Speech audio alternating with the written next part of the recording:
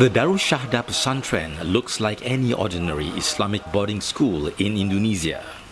But unknown to many people, this pesantren in Boyolali Regency, Central Java, was once affiliated to Jemaah Islamiyah. Its founders were members of the group. In the past, the pesantren has been described as exclusive, but recently it has become more open and the CNA team was able to gain access to the school. The Darus Syahda Islamic Boarding School was formed in 1994, and for the first time, the school organized an Independence Day ceremony on 17th August this year. This was part of its integration efforts and to participate in national events. Adnan was one of 3 students chosen to raise the flag during the Independence Day ceremony. The 17-year-old said he was nervous as it was a big responsibility and was relieved that everything went well. Punyai kebanggaan tersendiri bisa mengibarkan bendera di pondok yang sebelumnya tidak ada selama kurang lebih 30 tahun, dan akhirnya ini baru kemarin bisa mengibarkan bendera. The Darus Syahda Pesantren is located in Kedung Lengkong village and has a good relationship with the local community. The village head welcomes the changes he has seen in the school, especially during the recent Independence Day. Ini perkembangan yang sangat luar biasa, Pak.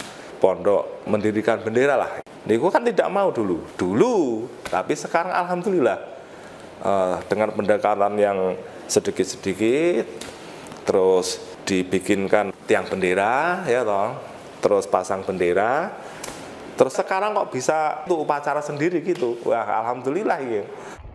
The changes within Jemaah Islamiyah have been brewing in recent years.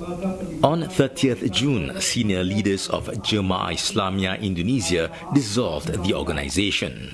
16 members of the group's senior council and leaders of its affiliated Islamic boarding schools agreed to disband JI and return to the embrace of the state.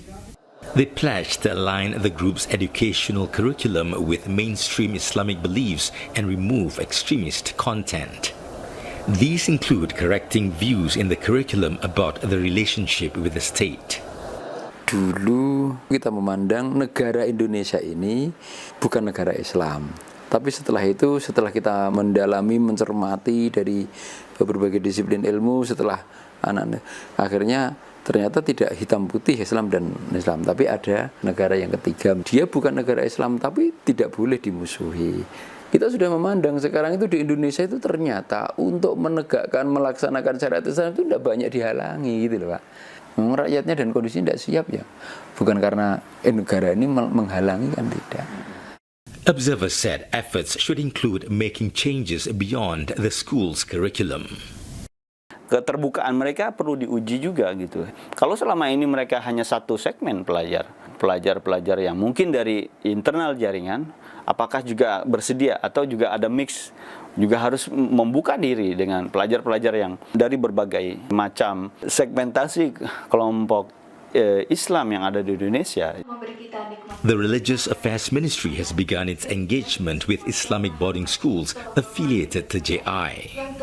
The ministry is giving support to these schools in terms of operating permits, scholarships, and reviewing the curriculum.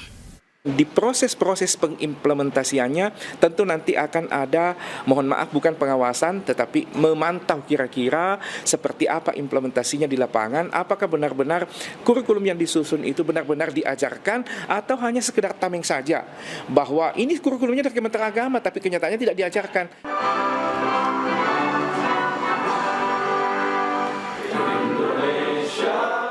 Singing the Indonesian national anthem may be something common, but not when it's being sung by these ex-JI figures who once opposed the state. There are expectations that all of its former members are in tune and can follow the changes that have been set in motion. Saiful Bahri Ismail, CNA, Boyolali, Indonesia.